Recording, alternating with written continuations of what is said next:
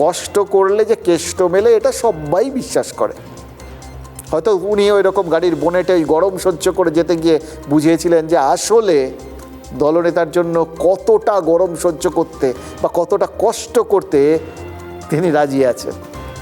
সবাই বার্তা দেওয়ার চেষ্টা করেন নিজের নিজের মতো করে, কিন্তু হাঁসখালির ভিডিও কেন বোঝাতে গেলেন যে তিনি তৃণমূলপন্থী, এইটা ঠিক পরিষ্কার হলো না। দেখুন, হাঁসখালির ভিডিওর বিরুদ্ধে অভিযোগ, ভোট কর্মীদের প্রশিক্ষণ শিবিরে তিনি তৃণমূলের প্রচার করছিলেন।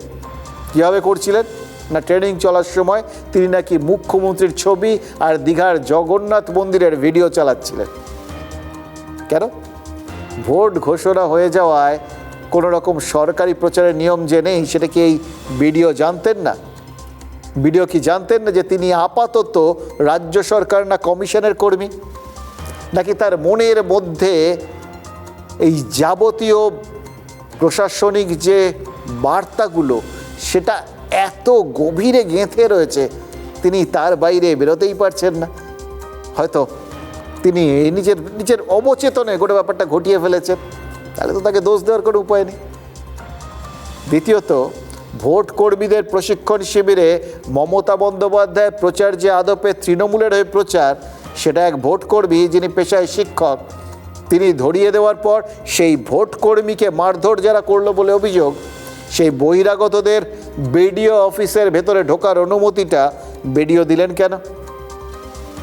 অভিযোগকারী ভোটকর্মী তো বলছেন যে তিনি প্রতিবাদ করায় বহিরাগতরা অফিসের ভেতরে ঢুকে তাকে মেরে মাথা ফাটিয়ে দিয়েছে, আর বাইরে গেলে প্রাণে মেরে ফেলার হুমকি দিয়েছে। বাইরে যারা আছে তারা ভেতরের এই প্রতিবাদের খবর জানলেন কি করে? তাহলে কি কেউ তাদের ডেকে এনেছিলেন? প্রশ্ন অনেক, উত্তরও জানা।